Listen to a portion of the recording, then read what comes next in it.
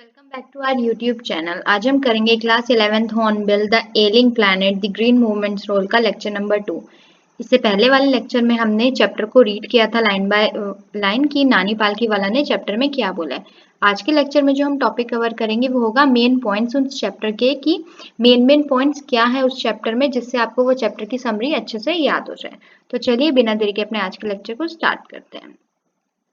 The green movement started just 5 years ago but has captured the imagination of millions. जो green movement हुई थी जब नानी पालकीवाला ने ये आर्टिकल न्यूज़पेपर के लिए लिखा था, तो वो सिर्फ उस न्यूज़पेपर में पब्लिश होने से 5 years पहले ही वो ग्रीन मूवमेंट स्टार्ट हुई थी, लेकिन उसने इतनी जगह कवर कर ली, इतने बंदों के हर्ट को वो छू गया कि वो अभी तक क्या हो रहा है, सक्सेसफुल हो रहा है।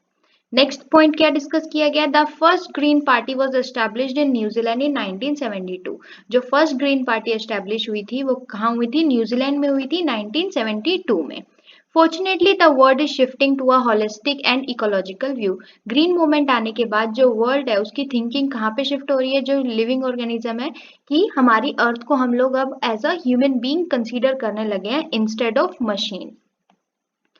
The earth is like a patient in declining health. जो अर्थ है, अर्थ की हालत क्या है, ऐसी हालत है जैसे कि एक पेशेंट की होती है जिसकी हेल्थ सिर्फ और सिर्फ खराब होती जा रही है। वैसे ही हमारी हेल्थ, अर्थ की हेल्थ क्या होती जा रही है, सिर्फ और सिर्फ खराब होती जा रही है।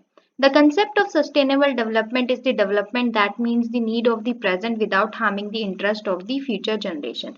नेक्स्ट जो बात की गई थी नानी पालकीवाला ने चैप्टर में, वो की थी सस्टेनेबल डेवलपमेंट की। सस्टेनेबल डेवलपमेंट क्या होता है, ऐसी डेवलपमेंट जिसका मतलब क्या होता है कि आप अपने आप को तो ग्रो कर रहे हो, लेकिन आप फ्यूचर जनरेशन की आने वाली नीड्स को या उनके इंटरेस्ट के साथ कुछ भी हानि नहीं कर रहे हो।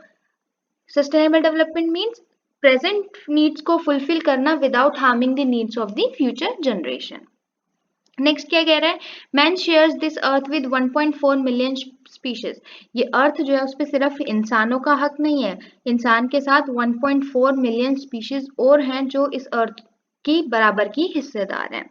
We should not leave a scorched earth, advancing desert and ailing environment. हमें अर्थ को खराब नहीं करना चाहिए, सिर्फ और सिर्फ डेजर्ट ये नहीं करना चाहिए कि हम पेड़ काटते जा रहे हैं जिसकी वजह से हमारी जो धरती है वो अनुपजाऊ होती जा रही है और वो सिर्फ डेजर्ट में कन्वर्ट होती जा रही है, और एलिंग इन्वायरमेंट, हमारे इन्वायरमेंट में भी पॉल्यूशन बढ़ती जा रही है।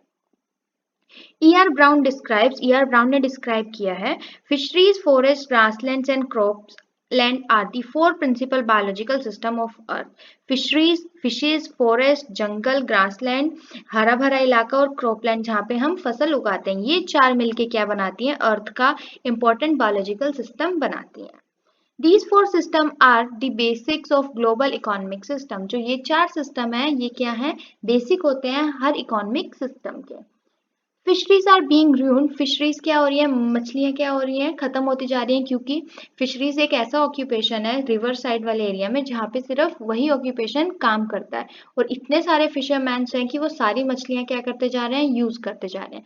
और कुछ फिशेज किस वजह से खत्म होती जा रही हैं, जो फैक्ट्रीज हैं वो क्या करती हैं, अपने वेस्ट को रिवर्स और ओशियंस में रिलीज कर देती हैं, जिसकी वजह से जो हार्मफुल केमिकल है उसकी वजह से भी हमारी फिशरीज जो है वो खत्म होती जा रही है। Forest are being cleared. Forest क्या होते जा रहे हैं, साफ होते जा रहे हैं। Grassland and cropland are converted into desert. जो ग्रासलैंड और क्रॉपलैंड है वो किस में कन्वर्ट होते जा रहे हैं, रेगिस्तान में कन्वर्ट होते जा रहे हैं।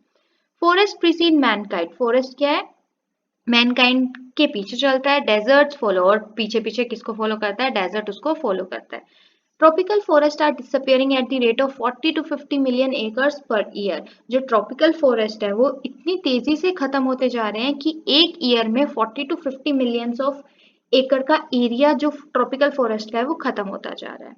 Article 48A of Constitution asserts that the state shall endeavour to protect and improve the environment. Article 48A of Indian Constitution क्या कहता है कि स्टेट को कुछ एक्शंस लेने चाहिए ताकि वो अपने इन्वायरमेंट को प्रोटेक्ट और इम्प्रूव कर सके। But such laws never respected and enforced in India. लेकिन इंडिया में लॉज तो बहुत सारे हैं, लेकिन उनको कभी भी अच्छे तरीके से इम्प्लीमेंट नहीं किया गया है। A satellite study of the UNO shows that in 88 countries the environment is so bad that it can be called critical. एक यूएनओ ने स्टडी की थी अपनी सैटेलाइट स्पेस में भेज के, जहां से पता चला था कि 88 कंट्रीज जो है वर्ल्ड में उनका एनवायरनमेंट इतना खराब है कि वो क्रिटिकल सिचुएशन पे है। Population explosion has been the main cause of the deterioration of the environment. Population का एकदम से बढ़ना ही क्या है, सबसे बड़ा रीजन है इन्वायरमेंट की डिट्रॉयशन का, इन्वायरमेंट के खराब होने का। क्योंकि पॉपुलेशन बढ़ रही है, रहने के लिए जगह चाहिए, जंगल काटते जा रहे हैं, जंगल काट रहे हैं तो जो उपजाऊ जमीन है वो खराब होती जा रही है, और उनकी डिमांड्स को कंप्लीट करने के लिए जो रिसोर्सेज हैं वो भी क्या होते जा रहे हैं, कम पड़ते जा रहे हैं। The present population is more than 5.7 million. जो अब की पॉपुलेशन है वो क्या है, ज्यादा है 5.7 बिलियन से। Every 4 days the world population increases by 1 million. और हर 4 दिन बाद वर्ल्ड की पॉपुलेशन क्या हो जाती है, इंक्रीज हो जाती है, कितने से, 1 मिलियन से। The choice is really between control of population and perpetuation of poverty. जो चॉइस है किसके बीच में हमें करनी है, पॉपुलेशन के बीच में और बढ़ती गरीबी के बीच में।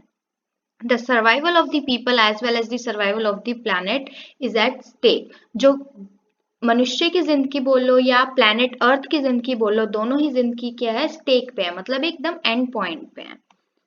We are not the masters of the earth but we have only life tenancy. हम लोग अर्थ के मालिक नहीं है, लेकिन हमारी एक लिमिट है लाइफ की, वैसे ही हमारे अर्थ की भी क्या है, एक लाइफ की लिमिट है।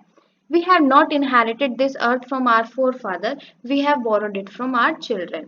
नानी पालकीवाला क्या कह रहे हैं कि जो अर्थ है वो हमने हमारे पूर्वजों से नहीं ली है, मिली है हमें, पूर्वजों से नहीं मिली है, लेकिन हमने क्या करी है, अपने फ्यूचर जनरेशन से, अपने चिल्ड्रन से उसको क्या करा है, बोरो किया है। इसीलिए हमें हमारी अर्थ को अच्छे से प्रोटेक्ट करके, सेव करके रखना चाहिए।